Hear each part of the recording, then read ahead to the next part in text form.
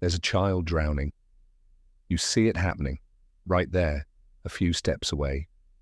The water is shallow. You can feel the mud between your toes already. All it would take is a few seconds.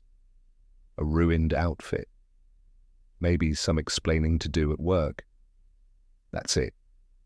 And yet, what if you didn't move? What if you just watched?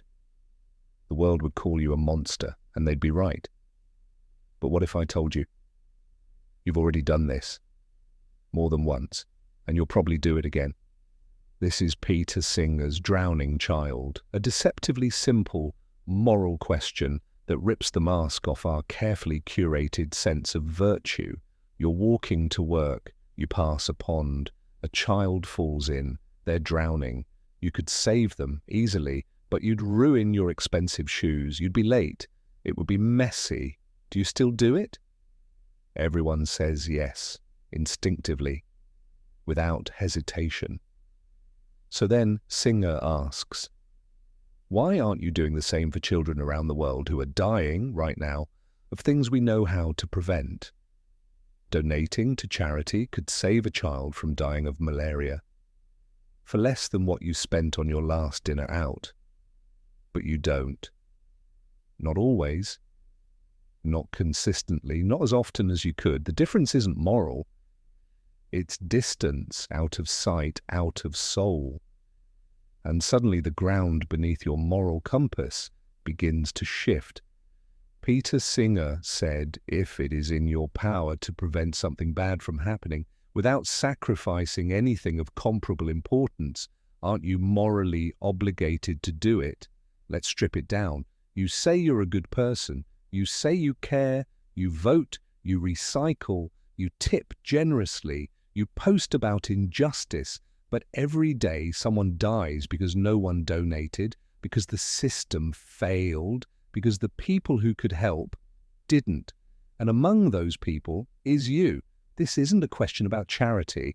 It's a question about duty. Because if you would save the child drowning right in front of you, then logically, morally, you should also save the child you'll never see, dying quietly in some distant village far away from your Twitter feed. Your moral obligation doesn't vanish because the child is across an ocean, because ethics doesn't obey geography.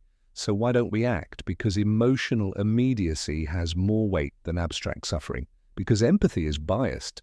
Because a child drowning in a pond is a tragedy. But 10,000 children dying each day from preventable diseases, that's just a statistic. We are creatures of proximity. And morality, for most of us, ends where inconvenience begins.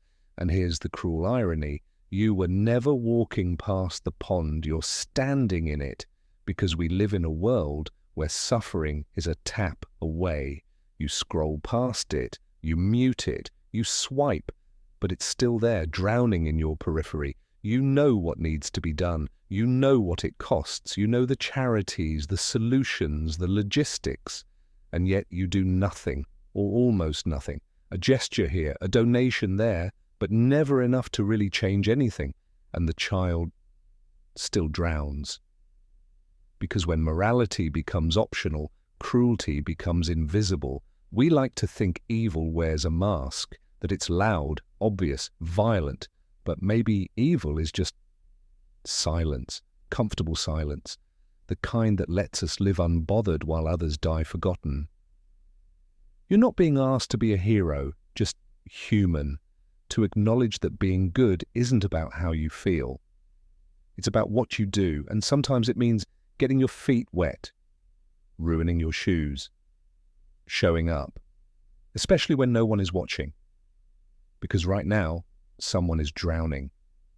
Not metaphorically, not symbolically, literally, and you're standing close enough to save them. You are not obligated to do everything, but you are not absolved from doing something.